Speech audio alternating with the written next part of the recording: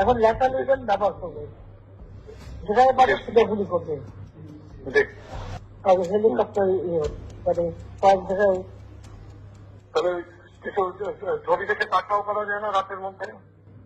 সবগুলিকে arrest করতে বলছি রাত্রে।